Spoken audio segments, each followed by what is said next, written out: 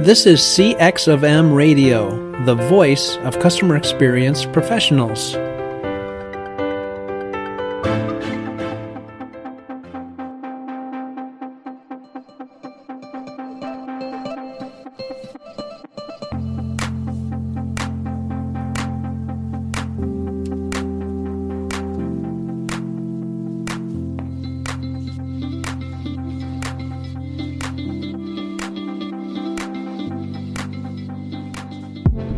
Hello, and welcome to another World of UX podcast. This is your host, Darren Hood. Thanks, everybody, for taking the time to join us on today. And where I mentioned in a recent episode, we were going to be doing something special, and we kick off this special series of podcasts.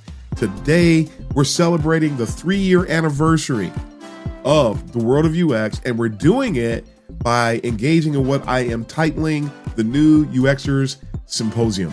We're going to have a series of podcasts where we are having just new UXers, people who are new to the field, people who are willing to talk about their journey, willing to share their thoughts.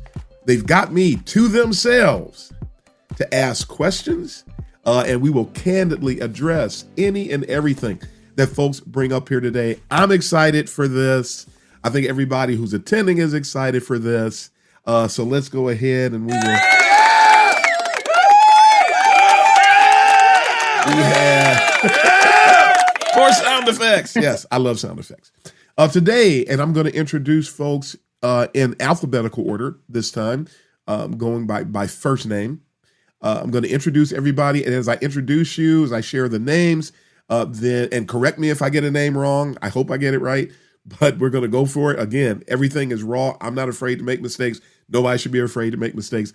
If I make a mistake, we make a mistake. We ride with it. We correct it. We go. But I'm going to go in alphabetical order by first name. When I introduce you, feel free to give a brief introduction of yourself and feel free to share how long you have been in UX. And we'll bounce around the table this way. Aditya, you are first. Hey, thanks so much for having us on the podcast, Darren. It's an honor. Really appreciate you organizing this today. And, congrats on 3 years. Super exciting. A little bit about me. I am fairly new to UX as like a practitioner, but I think throughout my 5 years out of college, I've had the opportunity to do a little bit of UX, and it was always the stuff that I enjoyed most in the roles that I've had.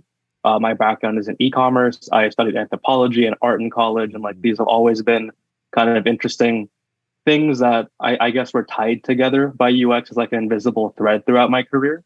So I kind of made the jump last year and took a boot camp, and here we are actively looking for work, and I'm excited to kind of break into UX. And my goal is to become a design leader like yourself one day.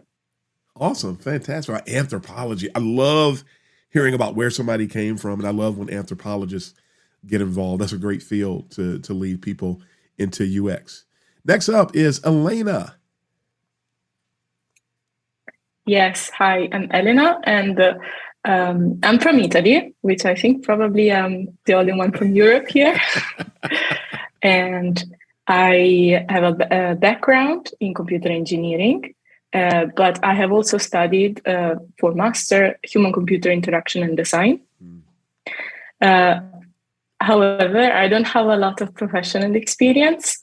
I have less than, let's say, 1 year. And I am currently in the job search, and I'm trying to, find a job in this field, UX, because after trying it out, I really found out that I really love it. So that's why we're here. Fantastic. Thank you, Elena, for joining us on today. Next up is Kellie. Hi, guys. Thank you, Darren, for having us and having me. So my name is Kellie. I am a UX designer, a web development front-end developer, and a technical instructor. I have background in a range of art, so starting with fashion, studio art, graphic design, ending in illustration, and web design and web development. I did 2 boot camps prior to, or at the time of me getting into UX, one in full stack web development and another in UX design. And I did my first job as a UX designer for 2 years in education technology. I've transitioned to my current role as a UX designer at IBM. and I work in their data and AI organization. Yes. That's right. You were with Tony, right? Yes. Working with Tony. Yes. Fantastic. Glad to be here. I am a former Blue person, by the way. I don't know if you knew that. Once an IBMer, always an IBMer. Yeah. That's for me. That was just Tammy shaking her head. Tammy, you are up. Hi, thanks for having me, and congratulations on 3 years of podcasting. That's amazing.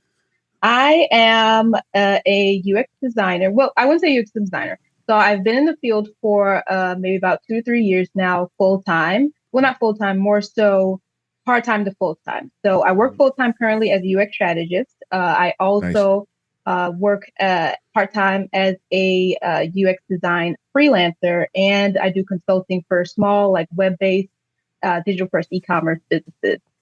From there, like I kind of got into the field from web design. So I started off as a web designer, web and graphic design, and I kind of applied the practice of UX to my work while working as a web designer. Yes. Over time, that's how I kind of learned it. So I'm more self-taught in that sense. Over time, I would say in the last few years, I started to transition more fully into UX focused roles and work. And from there, I decided in the last year, I wanted to focus more so on UX research and strategy. So that's where I'm more focused now. My future goals would be to continue on that path. I decided that I wanted to apply more rigor to the aspect of research, being more self-taught. The information out there, as you've mentioned in the past, like the information out there, it can be questionable. So that it made more sense for me to go back to school to get a master's degree. That's what I'm currently doing, as well as working, full time and doing the other options, the other things I mentioned before as well.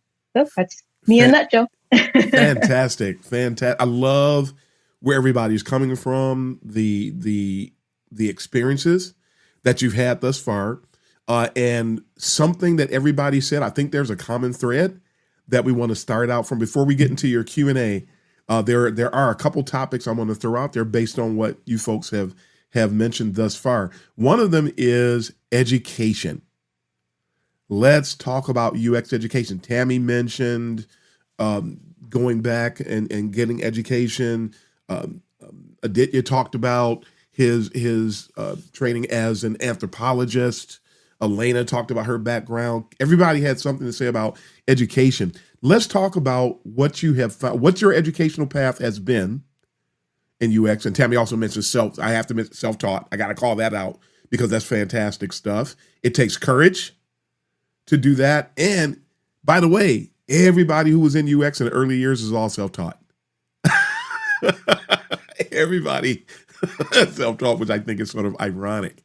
But what are your thoughts about UX education as far as what your path was and how you view things today? And I'll chime in here and there. Let's start off with Elena. Yes. Well, to be honest, I can only speak to my education, which was mostly in Italy and in Sweden.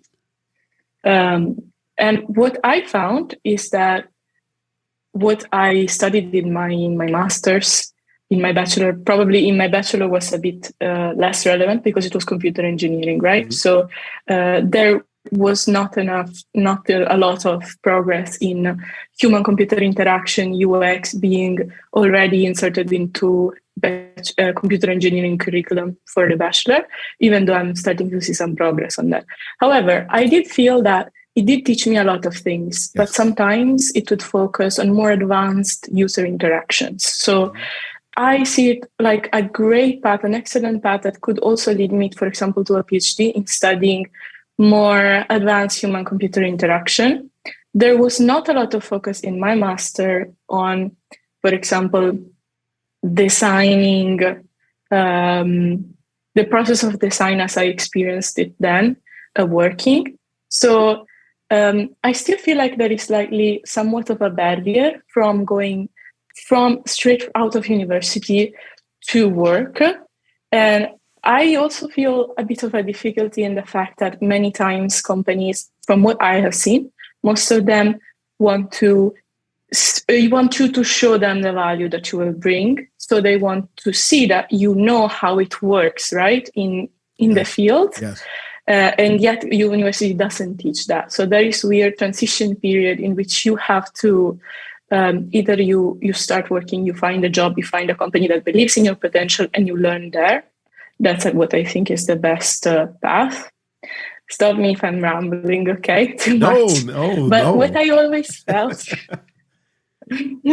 what I always felt is you really, at the university, you learn how to think, the foundations maybe, and how to think about things. Yes. And then at your job, you learn more about like what you have to do day to day. I love that you said that. Two things that stood out there to me is that some people, they undervalue transitional experience. And when I say that, you made me think about my early career.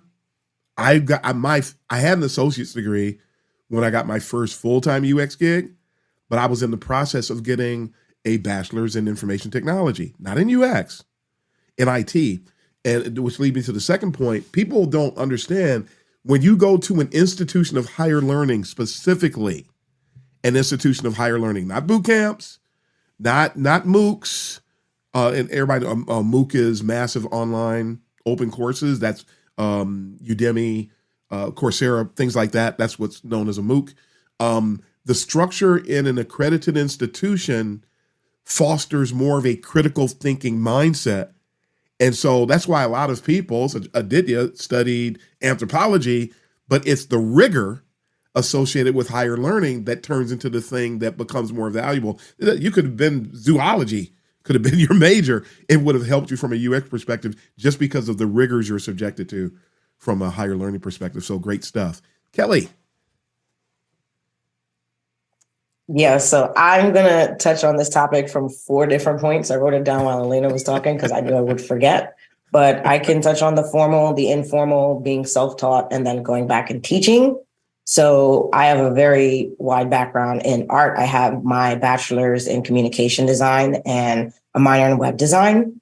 And I actually started UX in my undergraduate program as part of one of my courses, which was mandatory to graduate. And I always shout out CUNY's New York City College of Technology, because that was in, I would say, maybe early or late 2015, at a time where a lot of undergraduate programs didn't have UX as a course. Yep. And they did. So I was that art department always, I always shout them out for that. That was my formal education in UX, and having that being a part of my curriculum in my undergraduate program. Informal would be that I went to a UX design boot camp, and more so, it was not a well-known boot camp. It was one funded by Department of Labor, again, through CUNY as well, too. Mm-hmm. And I was the first cohort. So not only was I learning something that I didn't know very well, but I was also in a program that, if you've ever been the first of anything, everything is not, I wouldn't say organized, but they're organizing while you go along. Yeah. So that was a very interesting experience, and that kind of shaped my trajectory into UX going forward. There were a lot of, I wouldn't say holes, but there are a lot of things that were missing in that program that the self-taught part comes in. So I also consider myself to be self-taught from the UX program, because there were a lot of things that I had to go back in and fill in with having gaps in my program and trying to figure out how to learn these things on the fly, as I'm also in the midst of looking for a UX job. And this was maybe mid to late 2018 at the time. So I spent most of that year teaching myself, and then going back into the fourth point, which was teaching as well, going back and teaching others and kind of guiding the rest of the cohorts behind me. Nice. And showing them, like, this is what you have to do, going through the fire and then guiding people through the smoke after I did it, essentially. And that led me to actually my first formal job, which was, I was the front end development instructor for that UX design program for the designers. So teaching designers not how to code, but how to recognize code and talk to developers. And so that had led me to, my education background is very, it has a lot of ups and downs, but I think that a lot of it has helped me get to this point of working in UX design. Fantastic. And I'm also, like Tammy, getting my master's as well too. Good. May I ask where? So I'm actually getting it at WGU, Western Governors University, and learning experience design and educational technology. Excellent. A fun fact, and I don't know, the numbers are probably changing on a regular basis, but fun fact is, and I just asked Siri. So if this is wrong, I got this data from Siri. Siri's wrong. I'm just telling you what I found out. Somewhere between 5,000 and 6,000 universities in the United States, there are less than 170 UX programs across the entire educational landscape. And when you consider the fact that education was always the vehicle to produce qualified professionals, that sort of gives you an idea of why we are where we are. I know there's programs over in Europe, there's programs around the world, but in the States, it's really, the numbers are low. I think it's reflective of the numbers everywhere from a volume and a percentage perspective. It's just an interesting factoid to me. I'm trying to help. I'm teaching at 5 universities now. I just had a 6th reach out to me internationally. Somebody just reached out and wanted me to come and teach there. So we're in talks now, but I like helping with that, and I have a tremendous passion for it. Let's see. Aditya. Absolutely.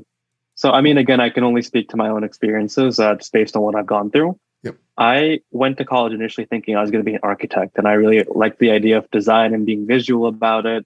I wanted to make pretty things. That was very much like my first thought as like someone more art oriented. And I liked the idea of designing cars, and you had to like learn some engineering to do that. Like, so I studied that in high school thinking that I was going to either design cars or buildings. I wanted something creative. I got to college and the coursework for architecture was difficult. Let's use the word difficult. And I was facing a lot of realities in terms of like, you know, who am I? What can I really accomplish? And the nice thing about the college I went to was it was a very liberal arts school. So I had time to kind of figure out what I wanted to do. So I was pivoting around a little bit, trying psychology classes. Anthropology came to mind, like different art as well. And I fell in love with anthropology just because it was different from psych in the sense that it wasn't too rigid. It was a lot of research-oriented frameworks, but in a way where you're getting down to like engaging with people and not just like, here's the chemicals in someone's brain and how they work. It was a lot more hands-on. So that's kind of what caught my like interest with like user-centered design from like the beginning. I think that's kind of where it started for me. Yeah. And obviously I was doing a lot of art. So like I was accumulating enough credits to keep the minor. And I was doing a lot of other things in college too. Like I got honors in music somehow just because I joined the choir and played guitar and things like that. So I had a lot of like fun in college, just like exploring things and really just maximizing the liberal arts experience. And from there, after those 4 years, I still didn't really have any idea what I was going to do with my life. And my goal was, as a very introverted person, to challenge myself as much as possible. And I chose to move to New York, which is the greatest way to challenge an introvert, I think. So I said my career goal is to do something creative that helps people. So I found a job working in fashion for a bit. I was working 6 days a week for a startup, basically based out of India. And I helped kind of manage everything in North America, covering e-commerce as well as physical retail. And I didn't think about further education at all. I felt like, okay, I've done what I need to do. I went to college. Like I've done what needs to be done. Now my career will educate me in terms of what's next. Why would I spend more money on education? And obviously I learned a decent amount doing my job. There were certain things that kind of I loved, certain things that I did not like. And I progressed kind of through like my professional development kind of taught me more and more like, okay, if there's certain things that I like, maybe it is worth investing in like my education again to see what other opportunities that can open up for me. So I transitioned from fashion to home decor in 2020 because big scary events happened in 2020 and people weren't going to the office anymore. So they didn't need to wear nice shirts to work. So unfortunately, my company was scaling down and I was like, okay, well, what's something that's pandemic proof? And I figured home decor because people are at home all the time investing and making their house comfortable. So my skills translated over pretty well and I've been happy at my job. And from there, like I thought about like the e-commerce experience a lot, like, you know, what makes a pleasant experience and like, you know, what kind of things do people want to buy? Why do they buy them? Even if it's a bad product, how is the site setting people up for success? So I started thinking about that, like even at my old job in fashion, like that was something that was so front of mind for me. I'm just like, okay, well, how do I maximize my learnings here? How can I contribute to making something powerful that people enjoy experiencing, like not even the product so much as the service, like trying to give that holistic experience. Yeah. So by the end of 2020, I'm like, I should invest in a UX design course. And like, I saw like the boot camp for Columbia Engineering. I'm like, oh, that seems like an impressive name. Like, let me see what they're about. I applied and I got in, and I talked myself out of it again. I have that, we talked about this a little bit before we hopped on the call about imposter syndrome and the Dunning-Kruger effect. And I just didn't believe in myself enough to take the plunge back then. And 2 years passed. And at that point, I'm like, no, this is 100% what I want to be doing. So I applied again, went through the program, and I'm so grateful that I did, because I tried self-educating. And I think different approaches to education, like we talked a little bit about MOOCs before, the massive online open curriculums, and just how the accessibility of information can also be its own obstacle, I think. Like I knew I could log on and take the Google certificate course through Coursera. I just didn't want to make the time for it. Having the structure of a class that I had to attend 3 times a week and having 20 hours of homework on top of that for 6 months, like that forced me to take it seriously. Great point. So from there, like I was that much more dedicated. Also having like a community of people do the same thing as me that I could talk with, working on group projects, things like that. Like I would say that was like the main highlight for me in taking a boot camp. Beyond that, like obviously there's like shortcomings and like, things that if I were to create a boot camp today, like I have ideas on what I want that to look like, and like how I would encourage fellow people interested in UX to pursue their dreams depending on what works for them. So I think education is not a one size fits all approach, but I do think there are common avenues that people can think about exploring, and depending on their unique situations, there's a checklist that you can kind of come up with and like figure out what makes sense for you. And that's something I wish I thought through early on. Like if I had known in college UX was a thing, I would have gone guns blazing. But I only discovered it more recently as like a conceptual framework. So rant over. Thank you for humoring me. Right. You made me think about something else before we move on to Tammy. Another one of the benefits of structured education is accountability. When you because you mentioned the Google program, and I'll mini rant warning. I need a sound effect for that, but mini rant warning. There is no accountability, as is the case with many MOOCs. Technically, you don't have accountability with being self-taught, but the people who succeed at being self-taught are people who are highly disciplined. If you're highly disciplined, because a proper learning experience consists of 3 things: presentation, application, and feedback. So you read something or you watch videos, then you have to have an opportunity to practice it, but then you need somebody to let you know how well you did. And that type of an accountability process or cycle is completely absent in the Google program. You do work that's not really put together from a pedagogical perspective. It's not put together properly. And that's what I'm getting my PhD in. So that's something I've been doing longer than I've been doing UX. So I know how that's supposed to work. And the pedagogy that they present, it's pretty much non-existent. It's sort of I call it a pin the tail on the donkey type of an experience. They're just doing things. And when you're not familiar with something and somebody talks to you about it, it looks like they know more than you, so you just accept it. But that structure is not there, on top of the fact, and I said this when I did a talk recently for Debbie Levitt about how to approach education the right way. We grew up being told what to study. So we just go and we do it. Okay, little Timmy, go to English class. Okay, little Sarah, go to biology class. You just go. You went wherever they told you to go. And then as we got older, we've never really had experience, not a lot of it, choosing what we wanted to be educated in and trying to evaluate what educational options were best for us. So we're almost like we're starting from scratch, and we have on diapers. Cognitively, we're wearing diapers. And so we go through that process, and people will opt into something that does not give them the chance to practice. So the self-discipline, people who have good self-discipline, or good discipline, I guess I don't have to say self-discipline, that's redundant, but they have good discipline, they can make it through that. The more discipline a person has, the more they can benefit from the self education path. But when you need that structure and you need that accountability, a formal education program will do that for you. And one other note on the Google program that I almost forgot to mention, not only do you not get to engage with the teachers. I won't call them professors. They're not professors. They're not really even teachers. They're more facilitators. All of the work is graded by peers. Number one, it's graded by peers. Number two, much of the work that's there, we've heard the reports, and it's been confirmed hundreds, if not thousands of times, that people will go through the program, turn in blank assignments with notes that say, I just want the certification. Please give me a passing grade.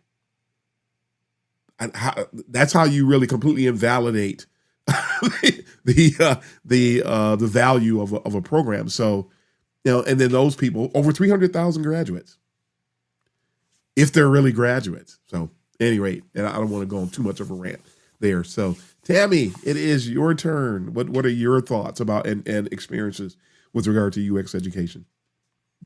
Okay. So what I'll do is I'm going to approach it I'm going to talk about my approach. I'm going to go into the informal, self-taught, and then formal. Okay. So to get started, my approach has been, since I'm primarily self-taught, I came from a background that was more, economically disadvantaged. We'll kind of phrase it that way. So I didn't have the funds to really go into jumping into these different courses and everything.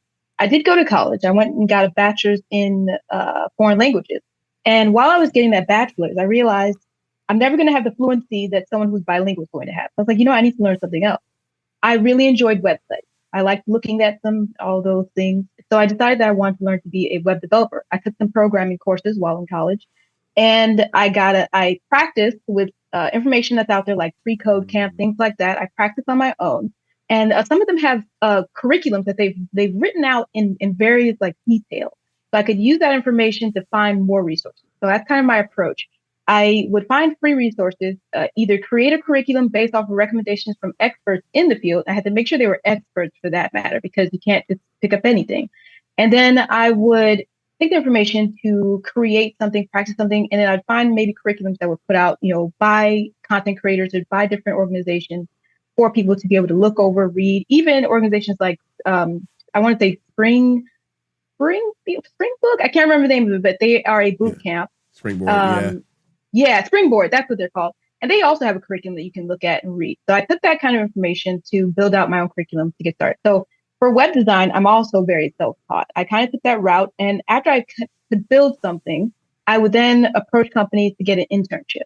I got the internship. Now, as an intern, they know I'm learning. So I would learn on the job from more senior people. That's kind of my approach, right? Nice. Right. So you understand. So you learn the basics. You practice it. You get your foot in the door somewhere where you can learn directly from someone. And this kind of cuts down the cost, because I was also still going to college and paying, out of pocket for that, and as well as student loans. I didn't want to end my bachelor's so far, and I enjoyed foreign languages, but I knew that in order to earn a good living, I needed to move into a different field that I could also enjoy. So after working in web development, I moved into web design because it was kind of required of us. We had to learn design on the job. They were like, if you're going to be a web developer, you have to do web design. So then I focused more on web design, eventually got into web and graphic design. From there, I realized that the work I was getting and the way I was treated within these companies was very poor. They didn't care too much about the user experience. They didn't care too much about what was going on their site. They just wanted it to look good. I've been told many a time that I can do what you do. I just don't know how to use the tool. So, I didn't like that. I didn't like that conversation. So I was like, you know what? I'm going to transition into UX. Now, when I started transitioning, the information that I first came across was absolutely incorrect. They would say this is UX. The reality was it was very much just UI design and development. So I went into different interviews and for a UX position. And in these interviews, I was expected to understand the full aspect of design systems, UI design, and then front end development, not the actual aspects of UX design and research. So from there, I realized that this isn't going to work. So I stopped going to interviews, stopped doing that. I focused more so on applying UX design to the work I was already doing in web design, because they're very similar. They're adjacent careers. So I learned from resources I could find online. I created a curriculum for myself. I learned from resources I could find online, free resources. I did eventually kind of move into more informal aspects and then formal. So now I'll touch onto those aspects. For myself, informal has been I took a mentorship program with Target. Target has this program, mentorship program. I use that as a way to gauge the work I was creating in practice and applying to the companies I was working for. So I wanted to get feedback from people in the field, and I use that mentorship program to do that. I also would look more at, I want to say it was a Target program. Oh, and then IDX, Interaction Design Academy, I believe is what they're called. Okay. I use their program. Now, I have a problem with their curriculum. It's not a bad curriculum. It's not, they have everything organized very well. But it's a very long, slow process. And it's also very much peer graded. You know, well, not peer graded. There are experts that are grading it, but it's like, yeah, there are experts that are grading it, but there's just an aspect of it that didn't work for me. So I did go through some of their coursework as well. And I just found it kind of to be not as helpful as it could have been. Like it's very good work, but it lacks something. So maybe there's someone could point out, say something about that later. Because there's something, I'm not sure what it's lacking, but it was lacking something for me. So from there, I kind of moved more into practice, getting reviews from different people within the field, like with mentorships. When it comes to the aspect of self-taught, I continue to apply that to my work. Eventually, I had enough in a portfolio to move into actual UX-focused roles. And, I had these conversations with them. They know my background. I said, hey, this is what I've been doing. This is how long I've been doing it. This is what I did. So things like applying more aspects of UX research. I had to go in the field, do guerrilla research, go do the in-person usability test. So that's kind of what I did to apply it to my work. So I had the actual experience. But as I went along, I realized I need to have more formal education in it, primarily because for me, a boot camp wasn't going to be sufficient. I listened to the experts about the disadvantages or the drawbacks of boot camps. And I realized, and the cost, I felt like the cost wasn't going to work for me, especially considering I felt like I was vastly underpaid as a web designer. So from there, I decided I'm gonna get a job in the field first. After proving that I can do this work, after practicing it, I got a job in the field, and then from there, with that income, pay for a master's degree out of pocket, and get maybe grants if possible, things like that. So that's kind of my roadmap. And so I ended up applying and getting into DePaul University for their HCI program. Nice. And nice my choice. goal, nice choice. And my goal was primarily to improve the rigor of research. Specifically, I had so much experience in design that I knew I could improve my rigor when it came to design. But within this degree, you were going to apply both the design aspect under UX design and the research aspect. But my primary focus is to improve the rigor of research that comes with the master's degree. So that's kind of my kind of long-winded, way of how I kind of approach the education side of things. That is okay. Dynamite stories from everybody. One of the things, as I'm commenting on everybody's piece here, one of the things I just thought about something. You said you went to DePaul. Kellie went to Western Governors. Did I get that right? I want folks to understand that it's where you get your degree from. You always want to go to the place that's going to offer you the best learning experience. Number one, for those in the audience who are trying to make decisions, I have a list of schools that I've recommended that people go to just to help people along a little bit. The key, though, is once you get your degree, nobody's really looking at what school you went to. It's interesting how that happens. So where you get your degree is for you. You have some instances where if you went to Carnegie Mellon, somebody's going to put you on a pedestal. If you went to University of Washington, somebody's going to put you on a pedestal. But across the board, no. You get your degree and they say, okay, you have a master's, great. And they move on to the next subject. So I don't want anybody to be discouraged if they did or did not or putting yourself in a state of entitlement because you went to a particular school, or don't worry if you went to a school that maybe some people might not consider to be more prestigious. Just get the degree. There are only certain schools that will automatically put you in the crosshairs of hiring managers, such as, and I'm just going to say it, even if I get in trouble for it, University of Phoenix. If University of Phoenix had a UX program, I would by all means, please don't go there. Please don't go there. Because I know places that as soon as they see University of Phoenix, they write you off. I know other people who've gone to University of Phoenix and achieved great success. But I'm just saying that's what happens when you go to certain schools. It's not the big deal that people make it out to be. Sometimes the school you choose is going to be what works for you. I'm talking about universities. But I would say avoid something like Full Sail. Again, I might get in trouble. They might not like it.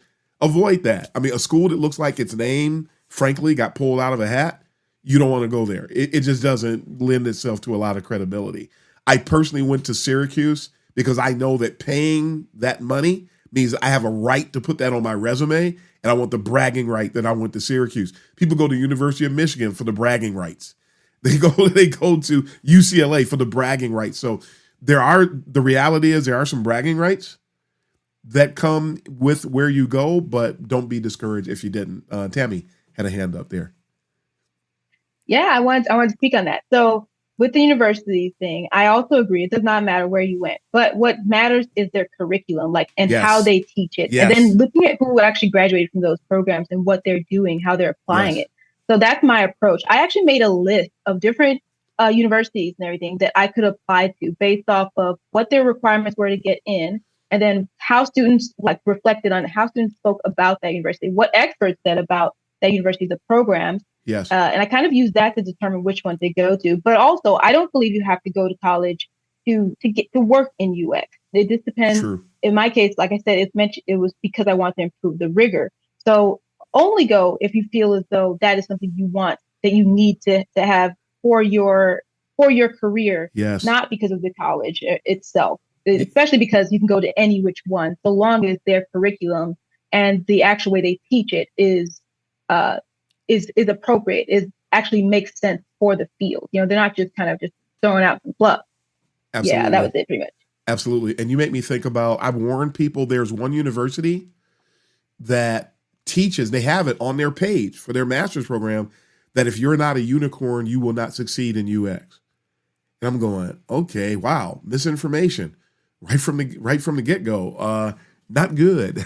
So you want to be careful of things like that. And there is one other thing I will mention. Earlier in my career, I couldn't get an interview for certain positions because I did not have a degree. Because remember, when I first started doing UX full time, all I had was an associate's degree. I ended up getting a bachelor's. I ended up getting 2 master's degrees. Now they run from me because of the degrees. But there are some companies, if you don't have a degree, there is basically a blockade. So understand, especially if you're coming enterprise, a lot of enterprise UX positions, if you don't have a degree, they will not even talk to you. So understand that, but it is what Tammy just said, what other people have echoed. Make sure that you look at education for you first, that it's something that's going to benefit and satisfy you as an individual first. Make sure the curriculum is sound, which a lot of schools, they do not have good curriculums when it comes to UX, but that needs to be part of the decision-making process. Kellie. So I was actually going to say to that point, specifically for me, that I started my master's last semester, and I wanted to make it clear to everyone who's watching that I am a full-time IBMer on one of their more technical products, and I also started my master's program, and that is 2 very large tasks to undertake, and I did it, my master's, because I wanted to do it in that. I have a background in education and educational technology. I come from teachers. My mom's a teacher. My sister's a teacher. I want to work in curriculum development eventually. These are 2 things that I chose to do and I like to do.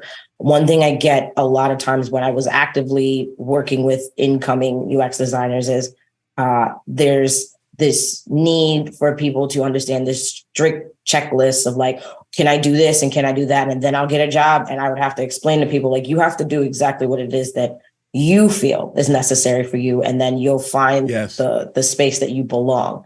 I don't think that being a unicorn is a benefit to anyone. And I have plenty of stories after I give everyone a chance to speak on that, but it's only been a downfall for me. And my journey in UX. And more specifically, I would say that with the master's programs, it's more so they're only going to benefit you if you know what you're doing with them or if you know why you're doing it. So I've seen that now that I have an enterprise role and I work at an enterprise company and also getting a master's, like you said, there were jobs that wouldn't touch you if you didn't have these degrees. And that was my mother's pushing of like, you need to get your degrees. You need to get her. She's still pushing for the PhD, which we'll see how that works out.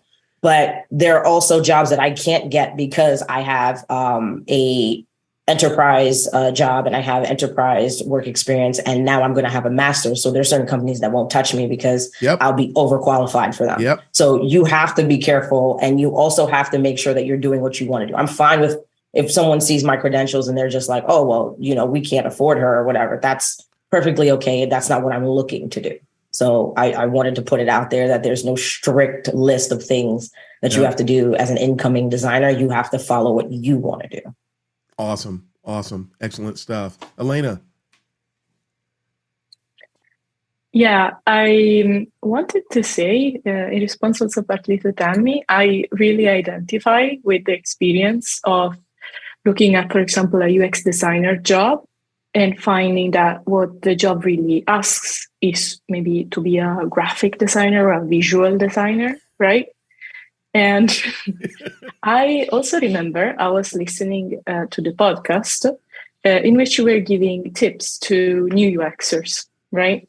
And you were saying, if for example, this job is real UX, if it is actually UX focused, then a super, like a portfolio that really shows up your visual design skills a lot is not as essential as you might think, or like the perfect portfolio, or like the really well-crafted one from the point of view of visual design. And the job that I would like to have is that kind of job. And I am really drawn to also UX research, for example. I would love to be a UX researcher, and that is really UX focused, or a UX designer that thinks more about the UX, if you will, rather than the UI, which is also many times a part of like what the company posts in the job description. So now I have this conundrum. Most of the jobs that I see in the job market where I am, but it seems to be like pretty much everywhere the same problem. There are many, many more UX designers jobs than UX researcher jobs. And many more UX designer job that actually means we want you to like design the UI for our app. We want you to use, Figma. That is all you will do. Like, we'll not do anything else. And so my question is, how do you think I should go about it? Should I expand my search? Should I really try to drill in on those UX researcher positions, on those really like more UX mature companies? Should I really try to aim for those super big companies that clearly maybe have those UX researcher job or value UX at least because they can quote unquote afford it? Like the UX researcher jobs that I've seen were many times have very big brand names, but then I'll have a lot more competition. And it will take a lot of search to find like a smaller company that can allow me to do that work. Or should I also consider all kind of UX designer jobs with the pitfall of like having to really refine my visual design skill, having to improve my skills on that. But taking that job gives me quote unquote a foot in the door, and then I can try to advocate for UX maturity, or I can try to do my part in the UX research, and I can try to develop my skills and then eventually improve myself, eventually try to get that quote unquote real UX job. What do you think? I'm going to keep my answer short. I'm going to mention something that Kellie said And after Aditya has a comment, we're going to get into the Q&A segment. But Kellie said that in order to find a real UX design job, please read the job description. And I'm going to come back and touch on that quickly. The position title is sometimes written by people who don't know anything about UX. And so, and I'll even add on to that. Not only do they not know anything about UX, a lot of job descriptions are nothing more than a gigantic crapshoot. They don't know about UX, and they don't know what the person in the job is going to do, but they've been told to hire somebody, and that's their goal, is to hire somebody. And you are, a lot of times, I know this is not comforting to hear, but a lot of times you are a guinea pig. And you are flat out a guinea pig. That's why there's a lot of baiting and switching that's going on. So it's great that you have goals, and I love the way that you frame those goals. It's fantastic to hear somebody who knows what they want to do. You know about the awareness and the possibility of advocating for UX maturity after you get in. Wow, advocating for switching up the role and making it more solid when you get in. Wow, that's great. A lot of people aren't going to let you do any of that stuff, even if they tell you they are during the interview. We interview with people who don't know how to interview. We interview with people who aren't happy that they're hiring somebody.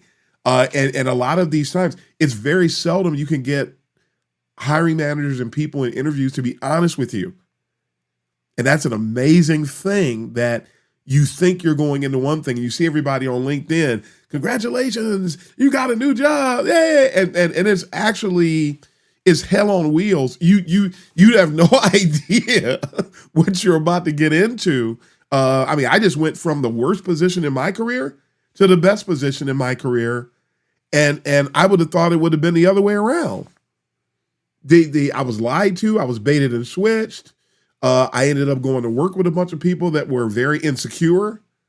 They had terrible inferiority complexes. They did everything they could to really try to thwart my operation.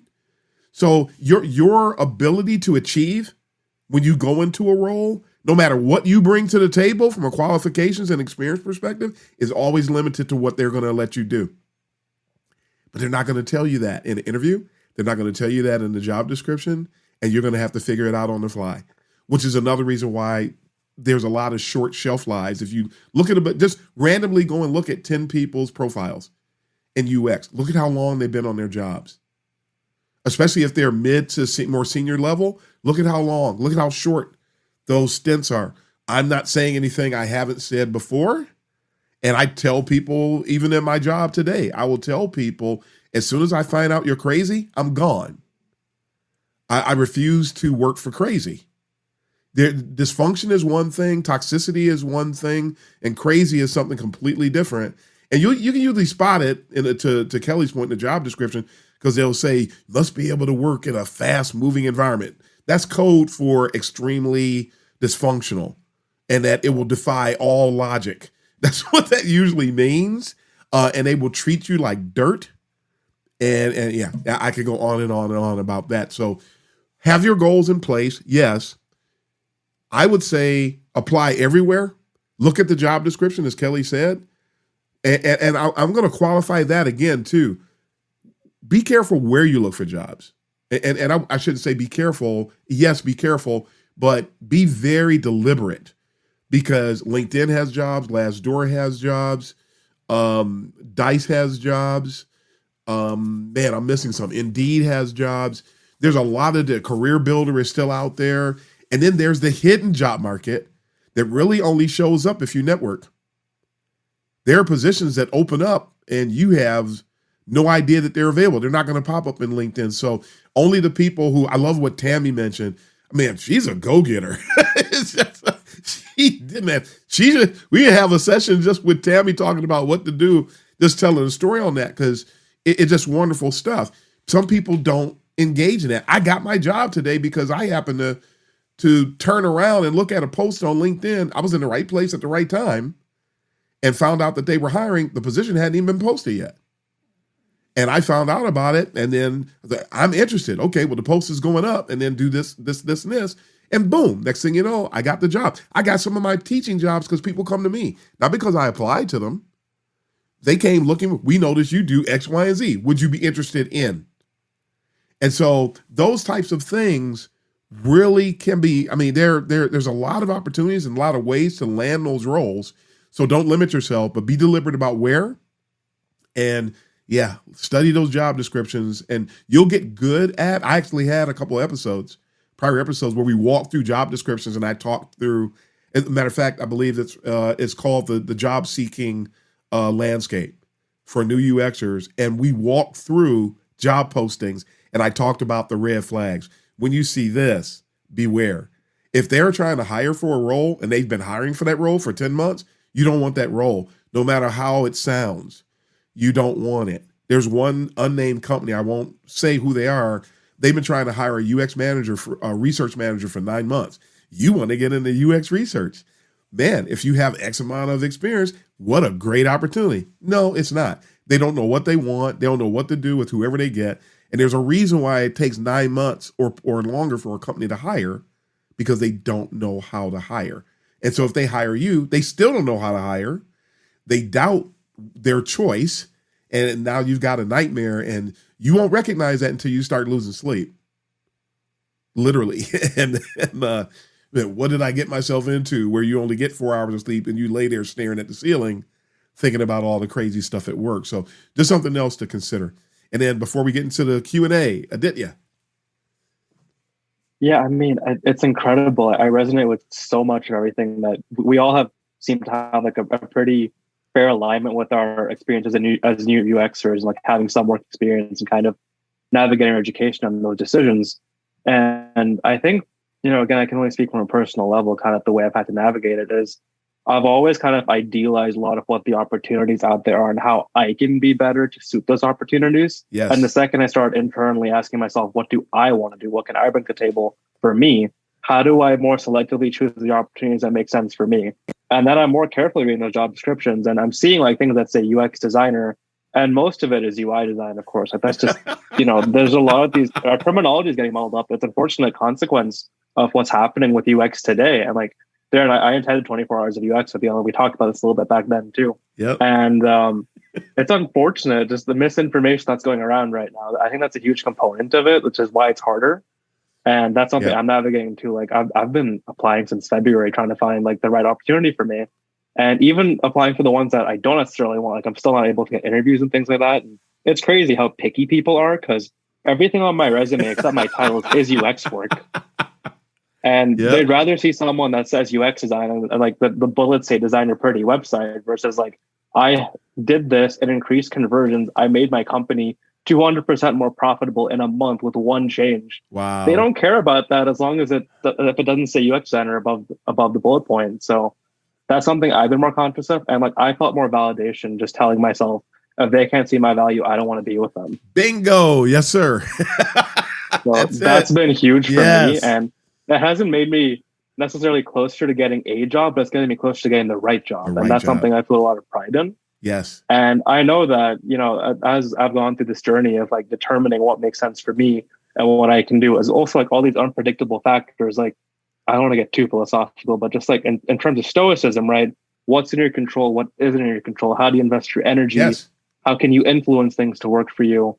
That's been very key in keeping myself grounded as I try and find a job, because there have been some very bad days and there's obviously been like better days. Like I think about just how much I've benefited from perspectives, like, have these types of conversations.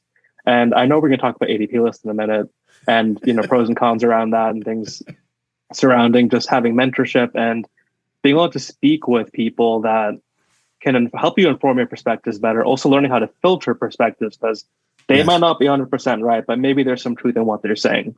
So I think in developing that EQ a little bit, like trying to understand how different perspectives are ultimately going to help you inform how you can navigate your life, your career, your decisions to the best of your ability.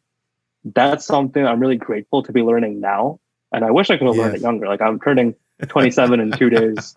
And it's crazy to think that I'm on this journey. And like, I'm so excited about it now, when I was previously thinking about from a place of fear, like who's going to want me for a job? It's like, no, now I'm like, I want a job, but I also want what's best for me. Yes. So thank you for humoring me. Yes, happy birthday. And Tammy has Thanks one so more. much.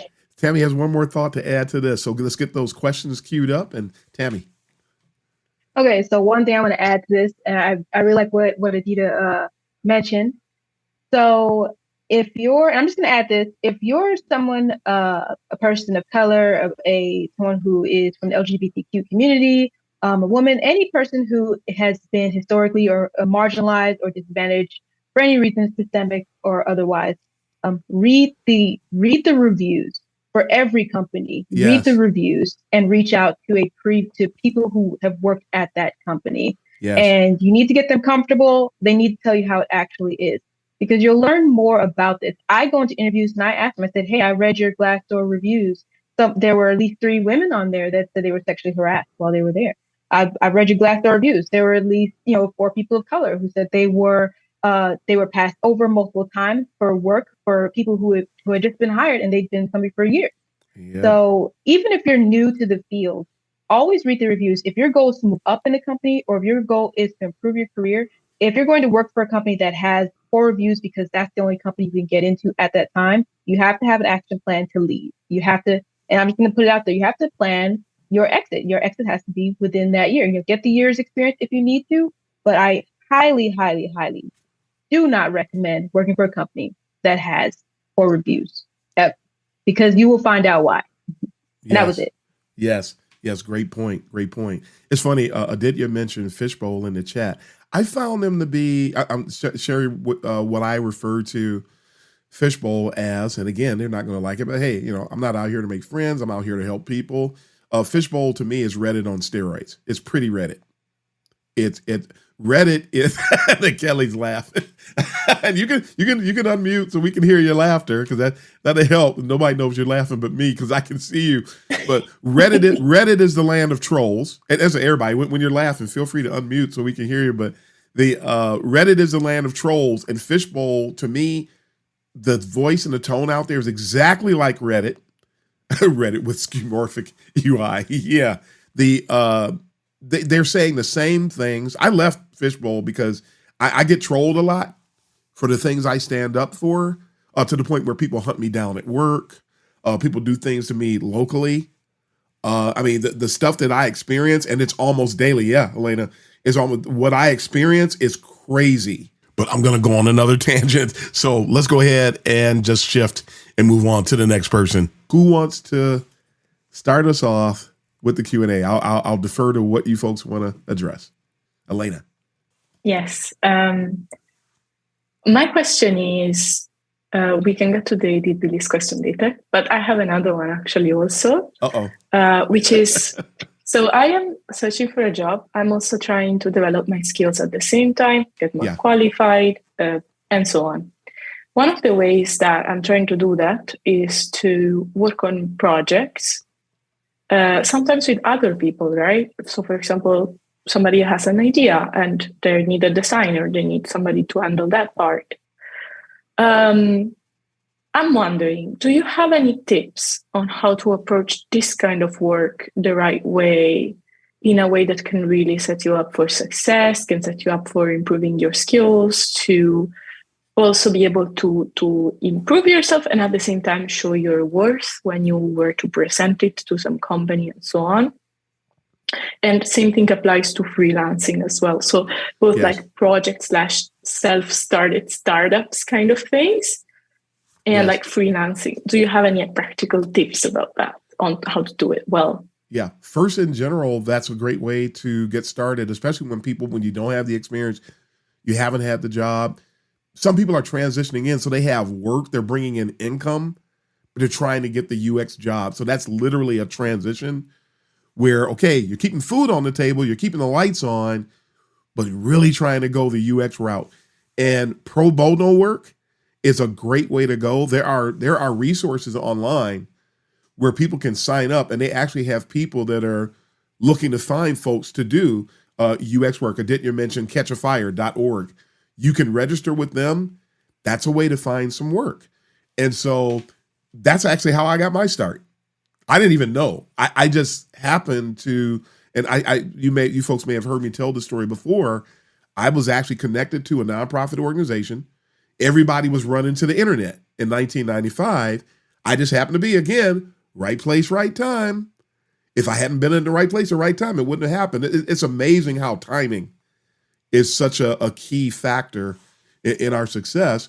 I said, well, you want to get on the internet? Everybody was doing brochureware. I know it now is brochureware. Everybody was doing brochureware. I can get you on the web. I think I know enough to figure this out and get you on the web. It was just ironic that what I did then was common sense. I later discovered that it's part of what I do now every day as a UX professional to do the guerrilla testing, to check on the cognitive load. Who knew? I mean, I didn't call it cognitive load. I didn't call it guerrilla testing. I didn't call it information architecture, but these are the things that I was doing. So I was, again, right place, right time, where I was able to get some work done. And it was so successful, and I learned so much that I decided to start doing work and putting myself out there from a standpoint of making it known that I was available to do work. I have to define what it means to put yourself out there. And people saw the work, they liked it, and they wanted me to do some work for them. I went to an event in the Thumb area of Michigan, and it turned out that there was a person who was in charge of a newspaper in the Thumb area of Michigan that's still in circulation today. And they didn't know that I was doing, again, similar to what two of you mentioned, web design and applying UX principles. That's how I got my start, and that's how I started ramping up. Oh, I didn't know you did that. Do you think you could help us? I think our website could use a makeover. I think we could use some help.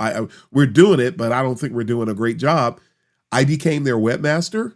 I contracted with them annually, and I redesigned the whole site, and it became a big hit. And in that time where all they were doing, oh my God, Microsoft Publisher, they were doing the paper in Microsoft Publisher and clicking a button to export it as a website.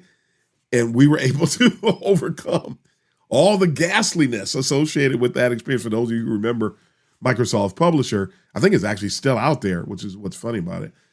Microsoft Publisher, that is. That's how I got going. So it's going to be about networking. A lot of it is going to be timing.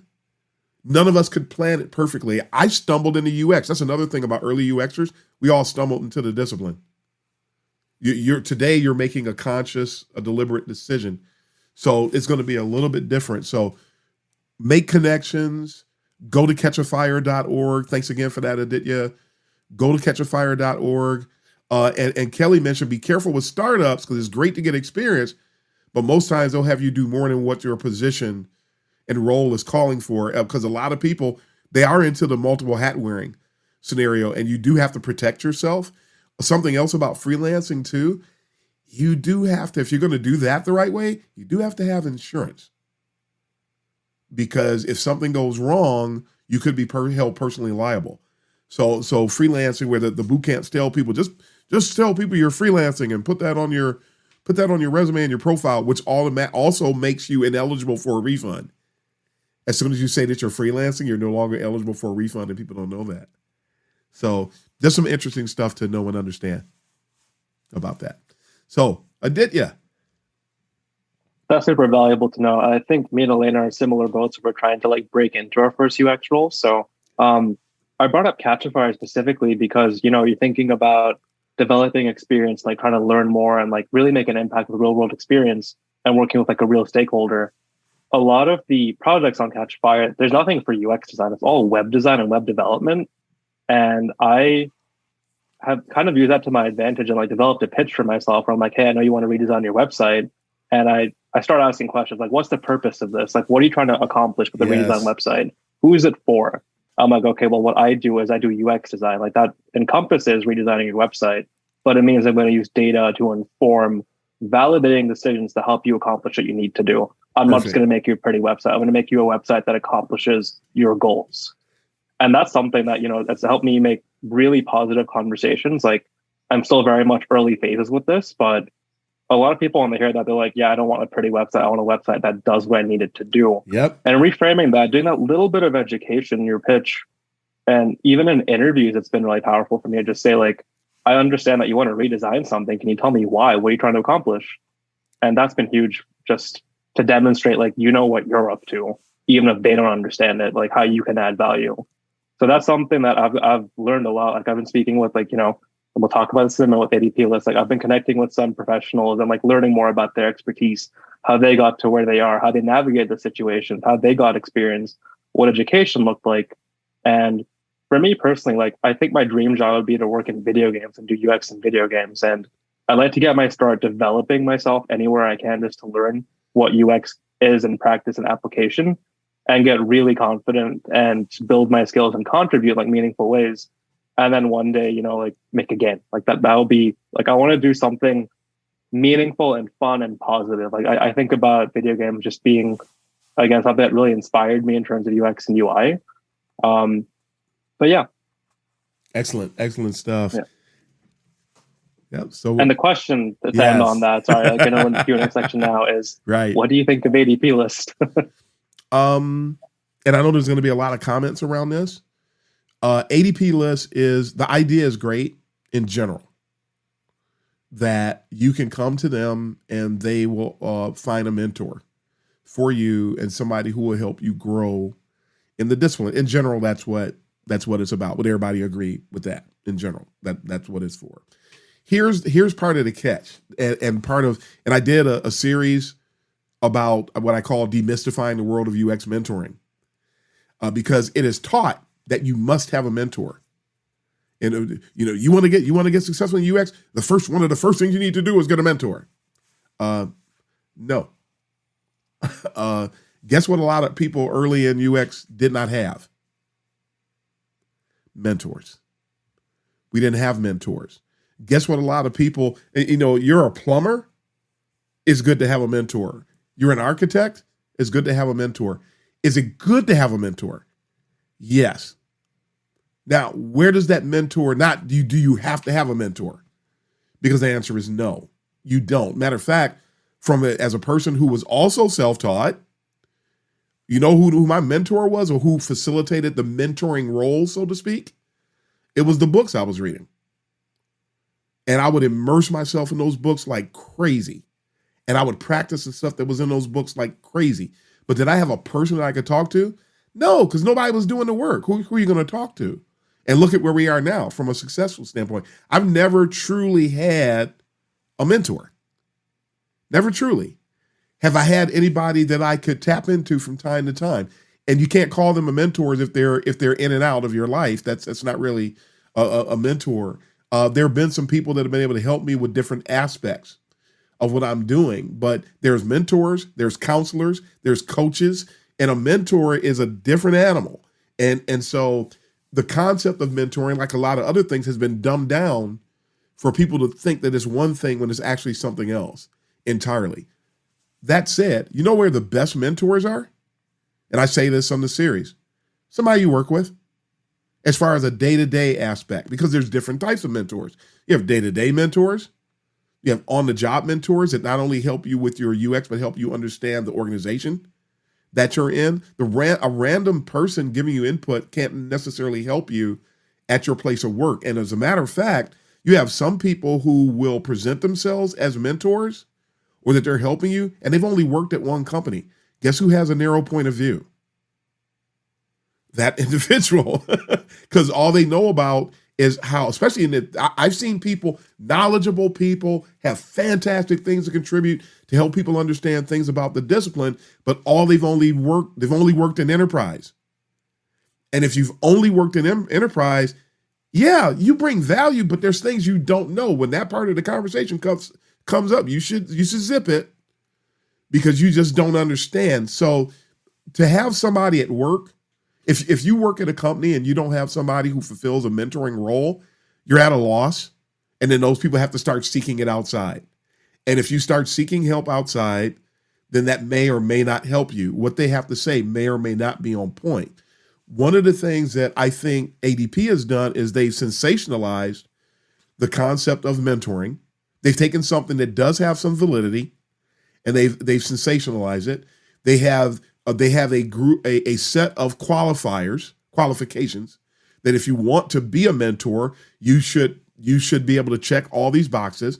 And they don't even keep their own guidelines. I know people, and some of you have mentioned, you know people who have who are qualified to be mentors that are mentors. And then you know people that aren't qualified to be mentors and they've been approved as mentors. That monkey wrenches everything, especially in this age where we have so much UX celebritism that's going on today, where people, they just want to be heard. They don't really want to help you. They just want to be able to say, I've done 30 hours of mentoring and then post this thing to LinkedIn because it's about them. It's not about you. It's not about helping you get anywhere. That's a disconnect. The fact that people want to be, they want to boast about how many people they've helped. I've helped 200,000 people. Have you really? If you've helped 200,000 people, I've seen that before.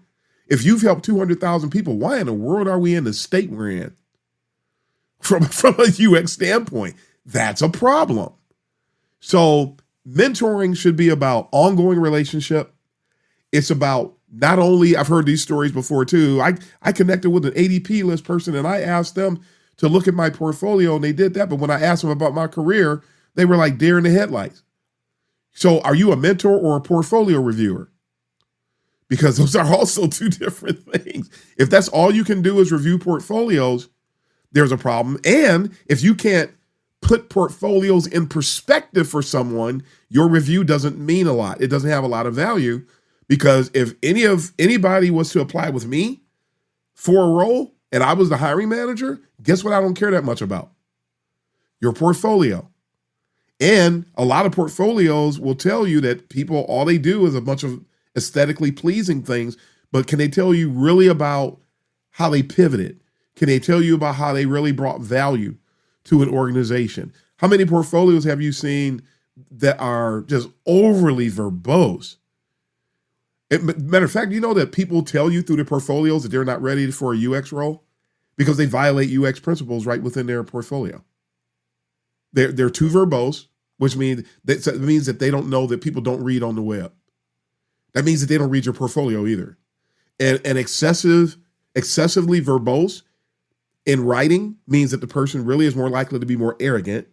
Aditya mentioned something really critical earlier, that how much EQ is a person demonstrating? Did you know you can demonstrate EQ in your portfolio? But how many people do it? So, and how many ADP portfolio reviewers are going to tell you that? Probably only, I know a few good mentors. They were good mentors before they went to ADP list. And really, you don't need, I mentor people all over the world. Do I need a formal resource to do it? No, I don't. And so you don't need that, and you don't need to go to a formal resource to get a mentor. The fact that you can go shopping like you're going to the local grocery store to get a mentor should be a red flag to somebody, because that simply isn't how it works. The best mentors, on one hand, you got to have one at work, but even if it's at work, again, repeating something I said on the series I did, the best mentoring scenarios are the ones that happen organically without you, because you can't go and shop for, you don't know what to do from a UX perspective anyway. How are you going to pick a mentor? How are you going to pick a mentoring resource? You really can't. So, this is not like we're going to the store trying to decide between Del Monte and Green Giant green beans. That we're talking about something that you're shopping about something you don't know. You don't have a filter. And so the chances of you doing it right, even if you go to an organization that's supposed to provide you with a mentor, it's still a crapshoot and hit and miss. If ADP list was doing what they should be doing, there should be more hits than misses. And I'm hearing way too many miss stories with regard to ADP list. Way too many. And I know everybody's going to sound off here. So Kelly, your hand was up first. Go ahead and sound off on this topic. We begin the close here. I was going to sound off, but I was also going to ask a question about that. So I've been in a couple of mentorship positions. Mostly I've been a mentor to some people, and a majority of it has happened, I would say, not by choice, very organically. But then some of it has happened as well too, applying for mentorship positions that were available, because a lot of being able to do UX or starting in UX mentorship is considered volunteer work, and they always recommend you do volunteer work. Yep. So a lot of people jump in and go into mentorship as a part of their learning to be a better UX designer, which I I actually stopped mentoring about a year ago. Not even a year ago, more than that, because I found that what I would tell people based off of the experiences that I went through, and I guess up against what they were learning, and especially in boot camps and what they were learning in these courses, there was a point of conflict always. And it was like my word against what was being said to people from, I would say outside sources, but I wouldn't, boot camps are just, in the nicest way I can put it, they're like businesses. They're asking for your money. So they're going to tell you whatever they want to hear. Predatory businesses, I might add. Essentially, very predatory businesses asking for your money. So if I'm a part of a boot camp and I'm looking at, incoming UX designers' portfolios, and I'm telling them, listen, you can't do this way. You have too much content here. They're not going to read that. Managers aren't going to look at this. Your accessibility is off on your website, which was a big thing. I would get pushback from the people that I would be mentoring. And so I stopped doing it. I don't actively mentor at the moment. And my question would be, how do we, those of us who are going towards that mid-range in our career, become better mentors? And how do we find better mentors as well, too? Because I do like it. I love the education part of being in design, but I feel like I'm pushing against this big machine. A lot of the things that you say, Darren, I feel like there's people who push back against it. But then when I'm in the field and I'm looking at incoming UX designers and I'm hearing their problems, they're talking about the same things that you talk about. So it's to the point where like, okay, it's a problem that we're actually all living through, but nobody wants to acknowledge it. So how do we become better mentors to start from that point? I think two things, and it's part of what I mentioned earlier. It's organic. It's growth. When we opt into UX, when we pursue UX, we are opting into a lifelong learning. We're committed to learning for a lifetime. The more you grow naturally, and I talk about things like passion as being key to the foundational aspect of UX. I talk about ethics, and there's something beautiful that arises out of passion, ethics, and being properly nurtured and growing. You naturally care. And when you reach a point when you naturally care about people, when you're not in it for you, when you're not trying to get a bunch of followers. I saw somebody, my followers, I've gained 10,000 followers on LinkedIn in the last 3 minutes. Do you care about them? What you share shows what you care. There are some people that say that you can't tell people how much some goofy saying about how you can't tell people don't care how much you know until they know how much you care. When the truth is that the more you can't really care till you know. So it's I don't need to listen to somebody who doesn't care about my development. Their ability to help me is going to be hit and miss. But when you organically grow, you read a book. Man, I read the book Multiplier, because there's some books. I'm about to do another book recommendation list that talks about the same topic, Kelly. How do you grow? How do you turn into a leader? Because people say leaders are born. No, leaders are developed. Even if a person had leadership traits that was cultivated in them, something that organically grew in them, and it just so happened that it blossomed. The more you learn about certain things, like the book Multipliers I was about to mention, you read that book and you let that stuff resonate and sort of marinate in your heart, and you begin to demonstrate these things, and you become more and more emotionally intelligent. That's where the land of good mentors is. It's with the passion, it's with the growth, it's with the knowledge. Because I saw somebody yesterday, and somebody actually said on LinkedIn, they said, go ADP list. And that's all they posted. That's all their post said, go ADP list. And I'm like, and I posted a reply, and I said, they're run by trolls. Because there's a lot of trolling that happens, come from the top on down. You can't be, and I say this all the time, you can't be a troll and really advocate for UX the way you should. because there's going to be a bunch of disconnects in the emotional intelligence component. You're not going to truly be able to empathize for people because you don't care about anybody, or you care about people to a limit. One of the reasons I love UX so much, it has got to be one of the most selfless. It's like the medical field. To thrive in the medical field, you got to be selfless. The more selfless you are, the more you can accomplish, the more you can help people. And UX, we're looking out for the business. We're looking out for the users. Where do we come into play? We vault ourselves forward as we vault them forward. So that's what, the more you do these things and look at everybody else and learn about the discipline, the better position. And then mentoring just happens. As stated, my first 4 university roles came because people came to me. I didn't apply. They saw something in me and came to me. It just so happened I have a passion for education and always have been. I actually been educating people for 40 years officially and have a history going all the way back to when I was a kid, the one who was teaching everybody how to hit.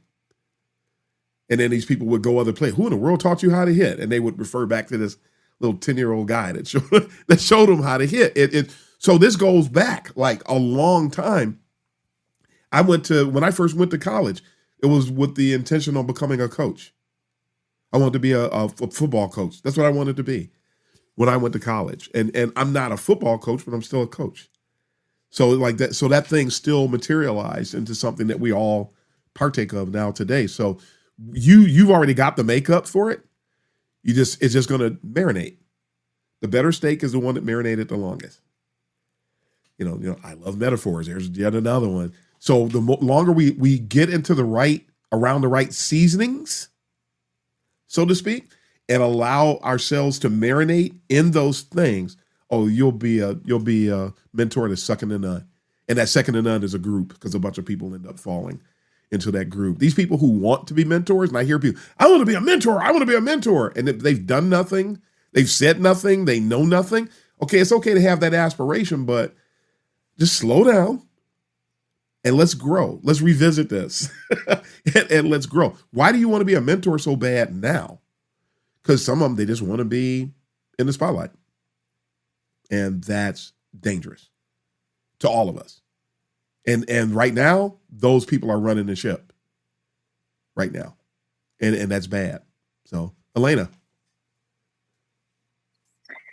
Yes, I agree with your points. I like that on basically every topic that we discuss, you bring forward, nuance, as in if, everybody says a certain thing, sometimes you come forward and you start by saying the opposite, but then you clarify something like, you bring in the nuance. Nothing is always good. Nothing is always bad. You have to take it case by case. It's like saying, like, for example, you say you want to have a filter to post on LinkedIn.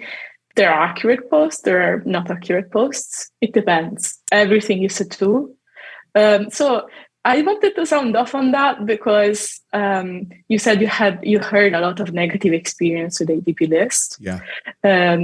Well, actually, I wanted to offer my experience. Mm-hmm. It's been very good. So I think one of the things that I like about it is that I feel like talking in person with somebody, even if it's through a video call, it's more in a way humanizing. It humanizes everybody. You see who is in front of you. You can talk nicely to them. They answer. Like it makes you feel more fulfilled. I feel, that's my opinion. Yeah.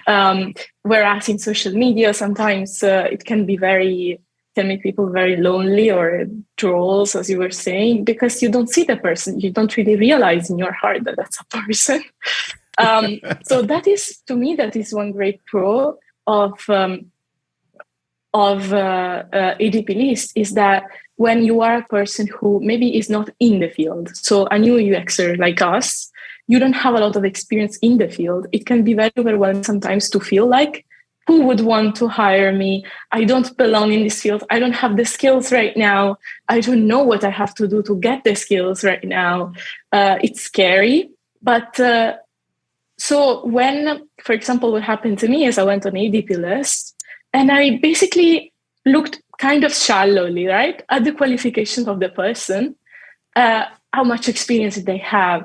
What kind of, if they worked at a really big branding company, does that really exemplify like the experience, the value of a person? No, but that's what I did at that moment because that's what the ATP list was offering me, right? As information about a person.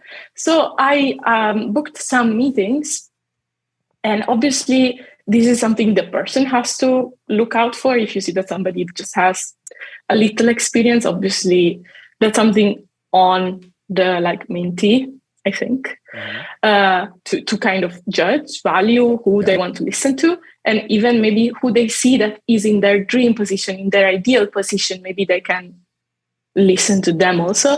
And what happened to me is that every single time, most of the times, I was talking to people, and I think the value really shines through in talking to the same person that you trust, that you really feel like you're learning a lot from more than once even. It's not really the single conversation that I think unlocks the most value, but even seeing as you progress on the path, that person or those people that I talk to more regularly really gave me a lot of energy. They gave me a lot of realizing, what I have to do is this. See, you sometimes come in as a new UXer with a mindset of, I don't know what to do. I don't know if I fit in this field. It's very abstract. I don't even know where to start. Mm-hmm. Whereas the person is very practical. It puts you onto the real world. And it's like, we are looking for this. This is what you need, and gives you very, very valuable insights. Another thing that I like about it is that it's accessible to everybody, regardless of economic background, because it's not under a paywall like many of those other resources out there. So I think there is big value in it. Is it always like the best thing you ever? I mean, it depends on who you talk to. The experience obviously will vary, but I think it has great potential, especially for people who don't know, right, anything, to get to know from somebody, for example, such as you, who has a lot of experience, willing to give back. That is one of the most, the easiest way to be able to learn from somebody with that kind of common sense, So that's why I feel like for me, it was a very useful tool. And maybe that's why also somebody is saying sometimes just do it, go to an ADP list. Of course, there are nuances to that. But for me, it was very useful. And Tammy mentions, I know Tammy has her hand up next, but I'm going to mention this now anyway, and she's probably going to elaborate on this. Tammy mentioned in the chat that she said, for me, all the mentors that are worth talking to weren't available. That is a phenomenal point, because people don't realize it. The people that are worth talking to aren't available. We don't have time. There's a reason we got to where we are. And I get notes from people all the time. They act like I'm sitting under a tree drinking iced tea. I got a full-time job, 5 teaching jobs. I'm married. I'm a PhD candidate. I'm a photographer. I'm doing so much stuff that it's crazy. And so my time is like extremely minimal, and everybody that's worth talking to, they don't. There are some people that do. If you get to ADP list and you're able to talk to a Patrick Neiman, you're fortunate. If you're able to talk to Himanshu, you're fortunate. If you get to talk to Justin Ranton, you're fortunate. There are a few others that I know who are mentoring out there that are phenomenal people, but there's a bunch of people that shouldn't be out there at all. And the ones that are available every week had the least experience. And they shouldn't even be out there.